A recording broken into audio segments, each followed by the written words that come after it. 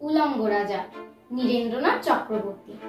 সবাই দেখছে যে রাজা উলঙ্গ, তবুও সবাই হাততালি দিচ্ছে, সবাই চেঁচিয়ে বলছে সাবাস সাবাস।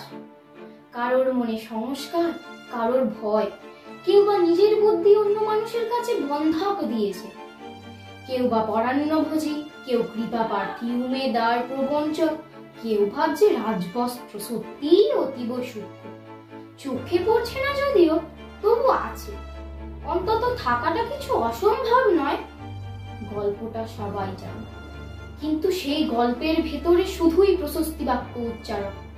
কিছু আপাদমস্তক ভীতু, ফন্দিবাজ অথবা নির্বোধ স্থাবক ছিল না, একটি শিশুও ছিল, সত্যবাদী, সরল, সাহসী একটি শিশু।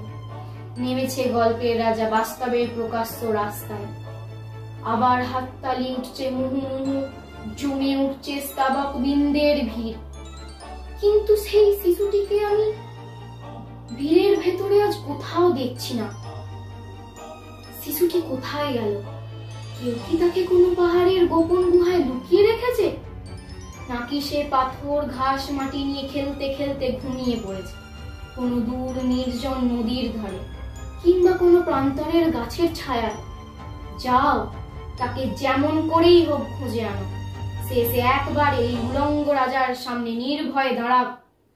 সে একবার এই হাততালির ঊর্ধ্বে গলা তুলে জিজ্ঞাসা করুক, রাজা তোর কাপড় কোথায়?